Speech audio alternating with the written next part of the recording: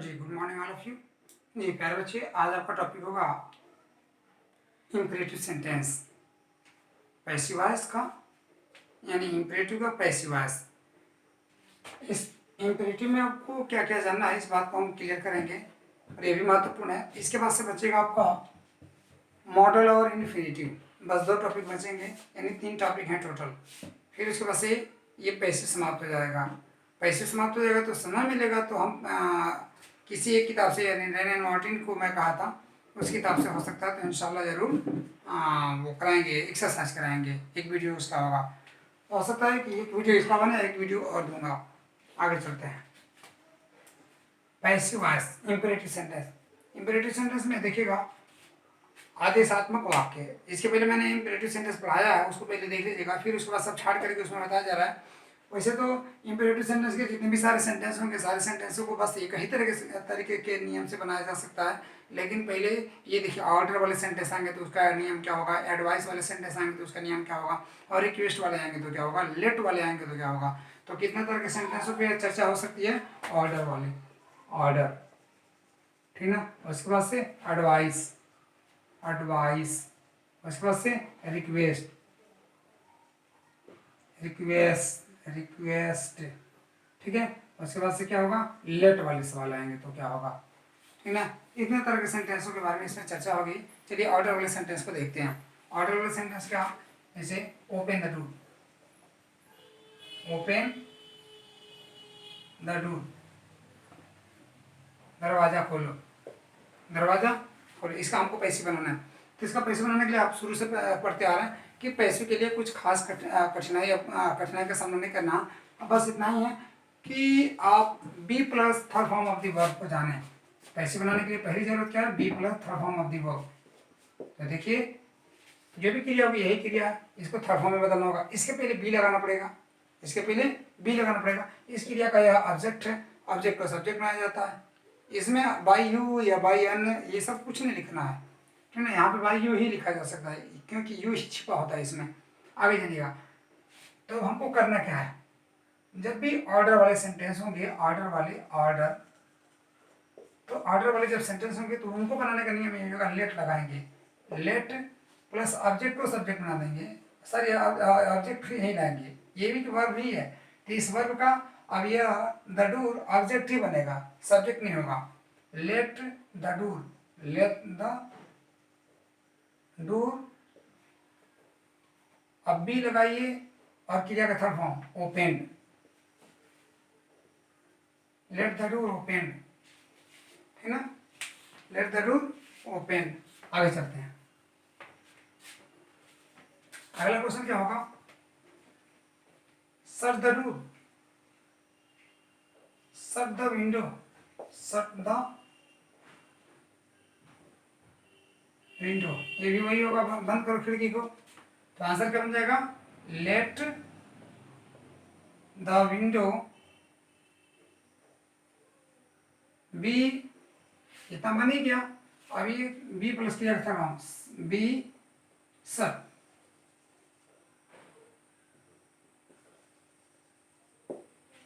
Let the window be shut, यानी खिड़की बंद किया जाए, ठीक है, let the window be shut. तो ये आपका पैसिव इस तरह से बनेगा। एक आध सवाल और दे देते हैं ऑर्डर पे। Open your book, read your lesson,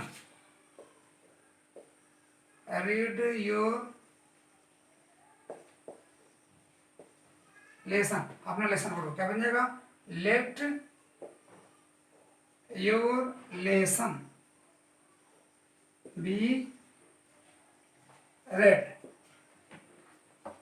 full stop, ठीक है ना। एक क्रिया का थर्ड फॉर्म ही है। समझ में आ गई बात। यानी आप कर क्या रहे थे, पैसिव बनाने के लिए वर्ब से शुरू होते हैं, इससे सेंटेंस, इंपरेटिव सेंटेंस वर्ब से शुरू होते हैं। तो आप करेंगे क्या, लेट का प्रयोग करें और उसके बाद से जो ऑब्जेक्ट आया होगा लेट के बाद से लिखिए, और फिर इसके बाद से क्रिया को be form, be plus third form of the verb यानी पैसिव फॉर्म में रख दीजिए, बस बन गया। Let your lesson be read, learn your lesson, या डू योर डू इट, चलिए दे देते हैं, do it, learn your lesson, let your lesson be learn, do it, इसी का बेसिक बनाना है, क्या बन जाएगा, लेट इट बी डन, बंद हो गया, इसे किया जाए, ठीक है। ऐसे करके आप बना लेंगे। ये आपके सेंटेंस रहे कैसे, ऑर्डर वाले रहे। अब इसके बाद हम ऑर्डर के बाद सब एडवाइस वाला सेंटेंस देंगे। ऑर्डर हो गया हमारा, अब एडवाइस को देखेंगे। एडवाइस, एडवाइस में क्या करना है आपको, सलाह देना है। अब इसे सेंटेंस आ सकते हैं, never go there, never go there, वहां कभी मत जाना।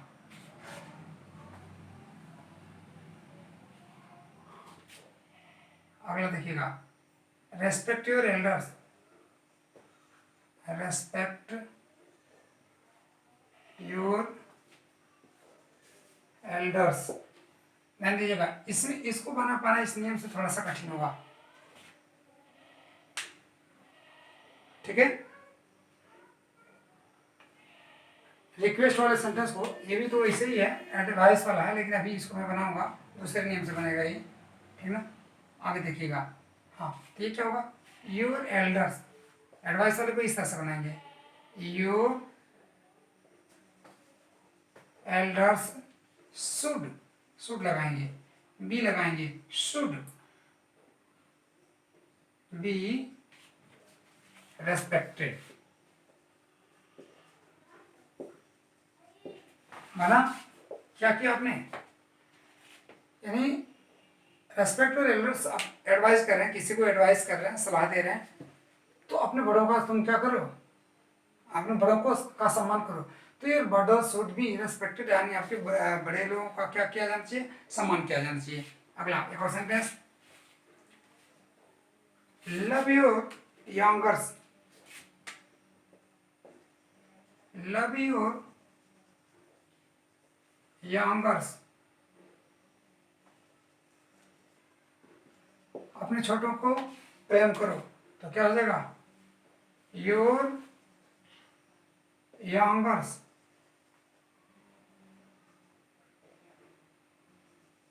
Your youngers should be loved, ठीक है। ओबे योर टीचर, अगला क्या बना देना, ओबे योर टीचर, अपने टीचर का ओबे करो, ओबे योर टीचर, अपने टीचर की बात मानो, क्या बन जाएगा, your teacher be should be obeyed, बना, कैसे बन गया देख लीजिए। वर्ब है, ये ऑब्जेक्टिव ऑब्जेक्ट है, ठीक है, उसी को सब्जेक्ट आपने बना दिया। उसके बाद से क्या आपने किया, शुड लगाया, फिर बी प्लस क्रिया का था हम आगे पैसे बन गया। यानी सलाह वाले सवाल वाक्यों को हम ऐसे ही बनाएंगे, ठीक है। और अब तक जिन ऑर्डर और रिक्वेस्ट वाले एडवाइस वाले सवालों को जो मैंने बताया, अभी इनको देखिएगा बनाने का एक और तरीका क्या हो, यू आर ऑर्डर्ड या you are requested, you are ordered, ordered, आवलिंग requested, sorry advised, advised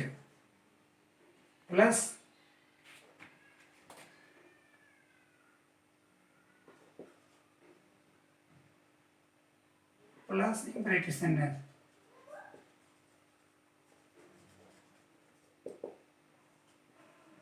imperative sentence, पूरा imperative sentence लिखेंगे हैं, without never, sorry without do, without please। चलिए ऑर्डर और रिक्वेस्ट की बात करें तो सिर्फ ऑर्डर इसमें प्लीज नहीं आएगा, ठीक है ना।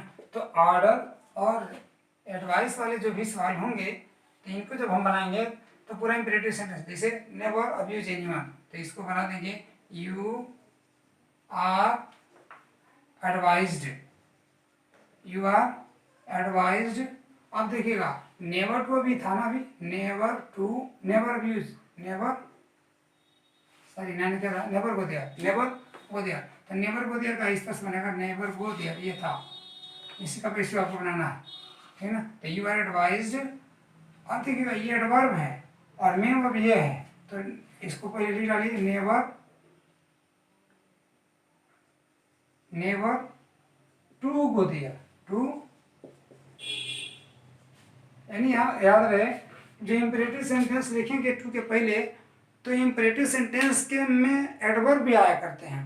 तो जो एडवर्ब आएंगे, ख्याल रहे कि एडवर्ब को हमको टू से पहले लिखना है, नहीं तो गलत हो जाएगा। यानी इम्परेटिव सेंटेंस मतलब वर्ब से शुरू हो गई, तो वर्ब यहाँ पे लिखा जाना, क्योंकि टू आया, जब टू के बाद से वर्ब आएगा तो इन्फिनिटिव हो जाएगा। यहाँ पे इन्फिनिटिव बनाना ही मतलब है। तो यहाँ पे आता never go, never go there, वहाँ कभी मत जाना, नेवर गो देयर, वहाँ कभी मत जाना। तो नेवर एडवर्ब है, मेन वर्ब के पहले हमने टू लिख दिया, इम्परेटिव सेंटेंस है, नेवर को इसके पहले लिखेंगे। अभी एक आंसर वाला दे देता है, जैसे देखिए, always speak the truth, speak the truth, सदा सत्य बोलो। आंसर क्या बन जाएगा, you are advised, you are advised, you are advised, you are advise, you are order, इन दोनों में इसको एक लिख लेना, यू आर ऑर्डर चाहे यू आर एडवाइज, तो यू आर एडवाइज्ड हमने लिख लिया, यू आर एडवाइज्ड लिख लिया, ठीक है। उसके बाद से अब क्या करना है, पूरे को लिख डालना नहीं, ये मेन वर्ब है, मेन वर्ब के पहले ये ऑलवेज, नेवर, सेल्डम, ये सब एडवर्ब हैं, तो उनको टू से पहले लिखेंगे, ऑलवेज टू, ऑलवेज टू पूरा लिख देंगे, टू स्पीक द ट्रूथ। कहेंगे हमारा पैसिव बना कहाँ, बी प्लस क्रिया का था फॉर्म है कहाँ, देखिए भाव का पैसिव बना है, इम्पेरेटिव सेंटेंस में किसका पैसिव बना है, भाव का पैसिव बना है। आगे चलते हैं, तो आप इस तरह के सवाल जो आएंगे अभी एडवाइज और ऑर्डर वाले, तो एडवाइस वाले सेंटेंस को भी यू आर एडवाइज्ड टू, या ऑर्डर वाले में तो यू आर ऑर्डर्ड टू से बना देंगे, तब उसमें किसी भी तरह का सेंटेंस हो, ये नहीं कि ट्रांजिटिव वर्ब का ही पैसे बनेगा, इन ट्रांजिटिव का भी बन जाएगा। लेकिन लेट वाला भी जो नियम बता रहा था और सूट वाला जो नियम बता रहा था, उसमें जो इम्पेरेटिव सेंटेंस होंगे, ऑर्डर वाले हों या रिक्वेस्ट वाले हों, उन क्रियाओं के बाद से ऑब्जेक्ट का आना कंपलसरी है, तभी हम बना पाएंगे, लेट का हो चाहे सूट वाला हो। लेकिन ये अभी जो दिया यू आर ऑर्डर्ड या यू आर एडवाइज्ड, तो ऑर्डर्ड और एडवाइज्ड वाले जो सेंटेंस फॉर्मेट हैं, इस फॉर्मेट में किसी भी तरह के सेंटेंस आएंगे इम्पेरेटिव, वो सबका बन जाएगा। लेकिन उसमें क्या होगा, बिना ट्रांजिटिव वर्ब वाला सेंटेंस किसी कीमत पे पैसे में नहीं कन्वर्ट हो पाएगा। क्लियर हुआ? आगे हाँ, तो अभी हमारा हो गया एडवाइस वाला। अब हम आपको बताने जा रहे हैं, चाहे एक आस वाला और देख लीजिए इसमें एडवाइस वाला, जैसे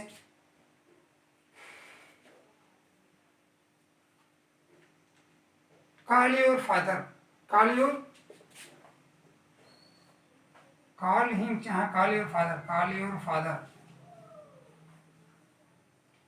अपने पिताजी को बुलाओ, क्या बन जाएगा, ऑर्डर दिया जा रहा है, ऑर्डर दिया जा रहा है तो क्या बन जाएगा, let your father be, let your father be call, यानी तुम्हारे पिताजी को बुलाया जा। अगला अगर यही हो जाए, do not call your father, don't call your father,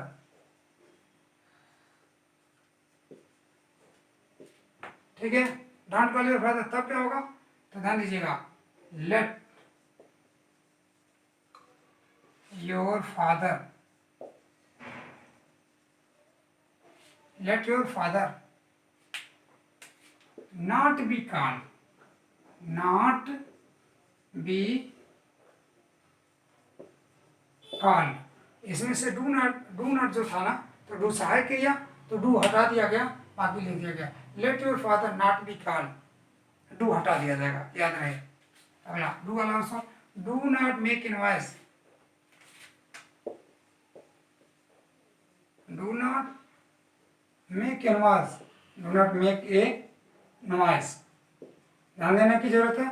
do not make invoice में हमको क्या करना है, डू नॉट मेक इनवॉइस में तो इस तरह से बनाएंगे, let invoice, let invoice not be made, हो गया।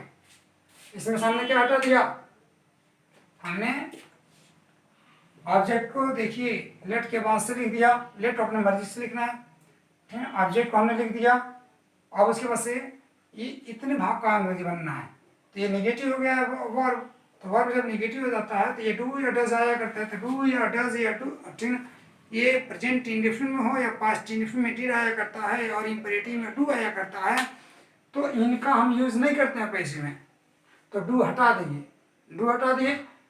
और इसका फॉर्मेट क्या बनाने का कि क्रिया के थर्ड फॉर्म के पहले बी होना चाहिए, क्रिया के थर्ड फॉर्म के पहले बी आ गया, नॉट को बी के पहले लिखा, ठीक है, तो क्या हमने लिख दिया, let invoice not be made, not be, do हटा है बस इसमें, not be made, not be, यहाँ पे क्यों बी लगा दिया, तो क्रिया के पहले थर्ड फॉर्म का, क्रिया को थर्ड फॉर्म बदलेंगे उससे पहले बी लगाएंगे, तो let invoice not be made, यानी शोर न मचाया जाए। अगला, अगर इसी को उस नियम से बना ऑर्डर वाले, तब क्या बन जाएगा, you are ordered, you are ordered, do हट जाएगा, नॉट टू मेक इनवॉइस, ठीक है। अगला,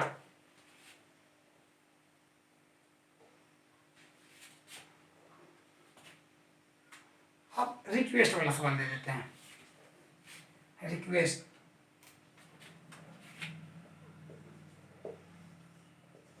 रिक्वेस्ट वाले में देखिए ध्यान दीजिएगा, बस वही नियम लगेगा, you are requested to, you are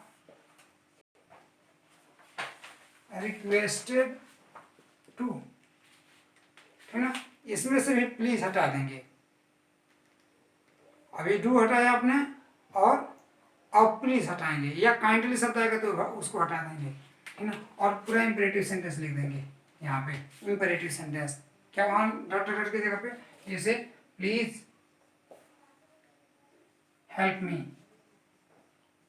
कृपया मेरी मदद कीजिए, क्या बन जाएगा, यू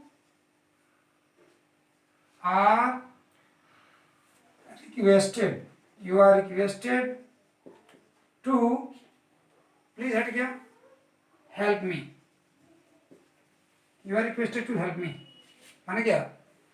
अगला, अगर यही प्लीज इधर होता, लास्ट में होता, तब कॉमा लगाया जाता, तब होता हेल्प मी प्लीज, तब भी हटा देती, क्लियर हुआ। अगला,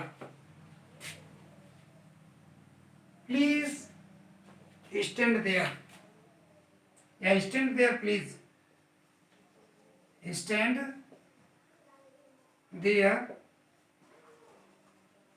अच्छा, जिसको आदेश दे रहे हैं हमसे कोई बड़ा है, ठीक है, आदेश नहीं दे रहे उसको, उससे रिक्वेस्ट कर रहे हैं प्लीज लग गया तो, ठीक है, हमसे बड़ा उसी को कह रहे हैं कि कृपया वहां खड़ा रहिए, ठीक है, वहां खड़ा हुआ, तो क्या हो जाएगा,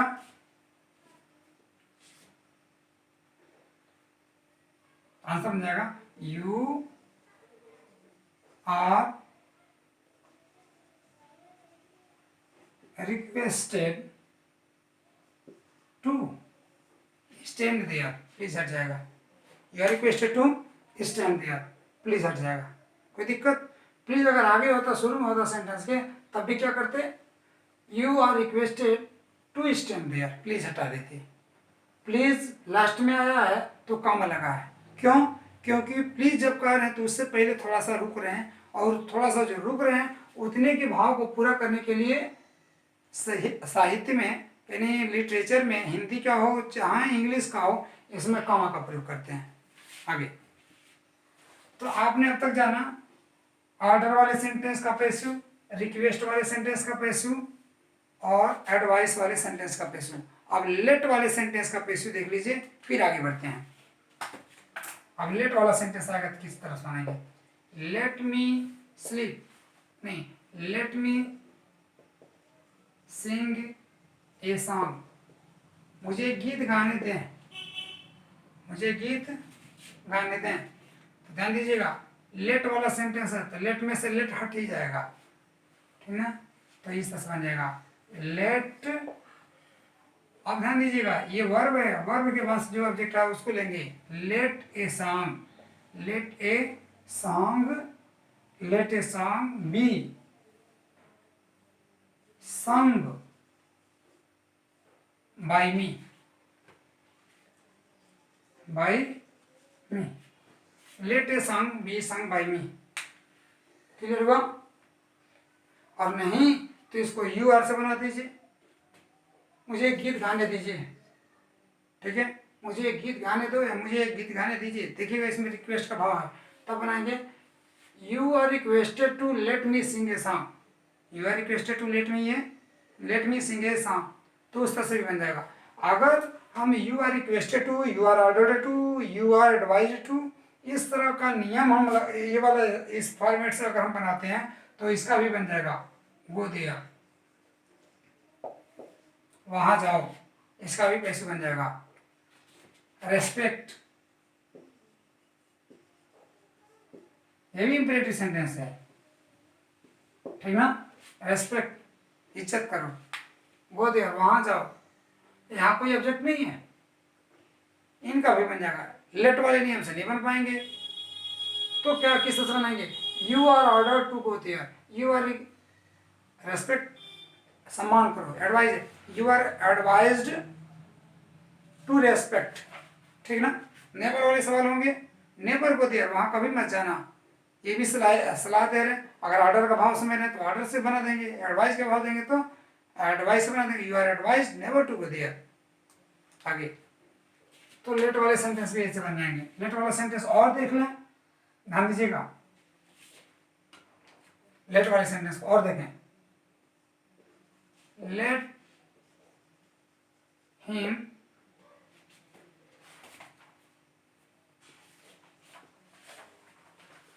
स्पीक इंग्लिश,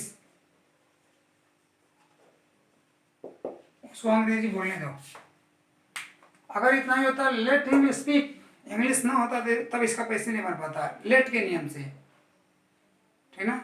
यानी लेट वाला लेट से बनेगा, ठीक ना। जब लेट से बनाएंगे, लेट के नहीं बनाएंगे, लेट के नहीं बनाना कार्य है, लेट से बनाएंगे, है ना। तो देखिएगा कैसे बनेगा, लेट इंग्लिश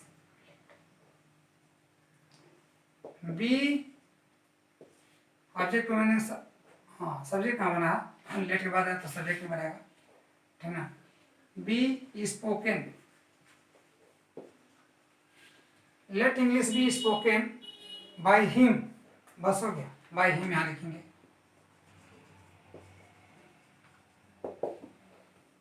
कोई दिक्कत? अगर इस इंग्लिश ना होता तब इसी नियम से बना देते,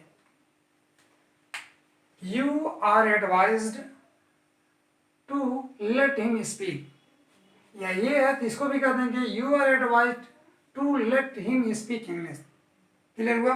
यानी यू आर एडवाइज्ड से भी बन जाएगा, यू आर ऑर्डर्ड से, यू आर रिक्वेस्टेड के भी नियम से सारे तरह के सेंटेंस बन जाएंगे। लेकिन लेट और शुड वाले से जिसमें ऑब्जेक्ट आया होगा यानी इनट्रांजिटिव वर्ब वाला ही जो सेंटेंस होगा उसी का पैसिव बनेगा। आगे बढ़ते हैं। लेटर्स वाले को देखना, इसमें लेटर्स वाले सवाल आया करते हैं, किसमें कैसे कैसे सेंटेंस आते हैं, ऑर्डर वाले, रिक्वेस्ट वाले, एडवाइस वाले और लेट वाले, फिर से उसके बाद से लेटर्स वाले। पहले लेट मी वाला, लेट मी वाला अभी देखें, लेट वाले, ठीक है, ऑर्डर, रिक्वेस्ट, एडवाइस और लेट, और क्या बोलते हैं लेटर्स वाले। लेटर्स वाले सेंटेंस को देख लीजिए, letters, let us right and application,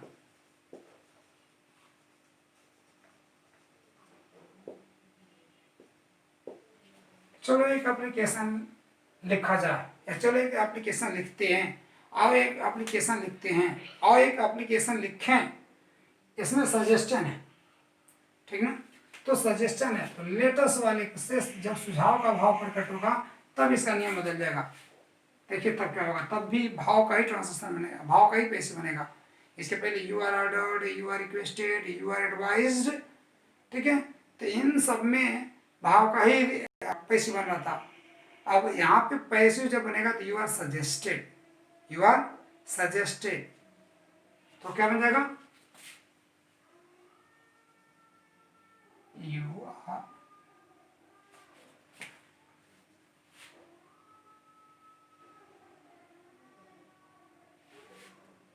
you are advised, you are suggested, you are suggested to write an application. समझ में आया? तो इस तरह से लेटेस्ट वाले बन जाएंगे, लेकिन इतना बेहतर नहीं रहे, उतना बेहतर नहीं होगा जितना चाहिए। तो लेटेस्ट वाले का पैसे ना बनाए, इतना ही बनाना है, आता भी नहीं है। You are suggested, you are suggested to write an application. एक और सवाल इस पे लिख देते हैं, let us Singh a song, तो क्या बन जाएगा, sorry let us, you are से नहीं बनेगा, we are suggested, we are, ऐसा कर दीजिए सबसे। इट इज सजेस्टेड यानी सुझाव दिया जाता है कि, it is suggested that we should, मान लीजिए बढ़िया से, write an application, write an, नहीं सही लग रहा है, ठीक है, यही 100% सही है, ठीक है। अभी उसमें जो था अभी उसी के मूड में था, इसके वजह से यू आर से बना दिया, है ना। मान लीजिए it is suggested, it is suggested यानी सुझाव दिया जाता है कि हम लोग को क्या करना चाहिए, इसमें वी शामिल होता है, we should, we should, we should, ठीक ना। अगर ऐसे बनाते हैं, कोई नियम इसका बना देखा जाए, इट इज सजेस्टेड,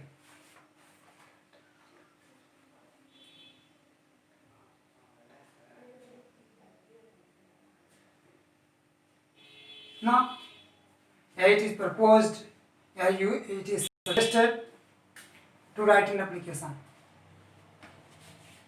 ये कॉम्प्लेक्स में भी हो जा रहा है और यहाँ से ऐसे भी हो जा रहा है। देखिए एक और तरीके से, इट इज सजेस्टेड या proposed, suggested to write an application, write an application, सुझाव दिया जाता है कि एप्लीकेशन लिखने को, ठीक है। तो ये भी सही है, ये भी सही है, लेकिन ये कहीं ज़्यादा बढ़िया दिख रहा है, ठीक है ना। It is suggested that we should write an application, यानी सुझाव दिया जाता है कि हमको क्या लिखना चाहिए, एक एप्लीकेशन लिखना चाहिए। इसमें कहा इट इज सजेस्टेड, सुझाव दिया जाता है to write an application, application लिखने को सुझाव दिया जाता है, ठीक है ना। तो इस वाले फंडे से बना सकते हैं, लेकिन इसमें से किसी, दोनों में से किसी फंडे का यूज ना करें और लेटेस्ट का पैसे ना बनाएं। अगर एग्जाम में आ जाता है तो एग्जाम में आएगा तो इसी नियम में से किसी एक नियम का पालन करें, जिसमें नीचे वाला नियम आदि बेस्ट मालूम पड़ रहा है। आगे चलते हैं, चलें। अब आपने जाना इंपरेटिव का पैसिव, इसके बाद से फिर हम अगले चैप्टर में हम बताएंगे आपको, अगले वीडियो में, मॉडल का और इन्फिनेटिव का पैसिव। मॉडल बहुत थोड़ा सा होगा, ठीक है, बहुत थोड़ा सा होगा, 2 मिनट का क्लास होगा, उसको हम कवर कर देंगे इन्फिनेटिव में, इन्फिनेटिव में मॉडल दे देंगे, ठीक है। इसके बाद वाले वीडियो में मिलेंगे हम लोग। चलिए, धन्यवाद।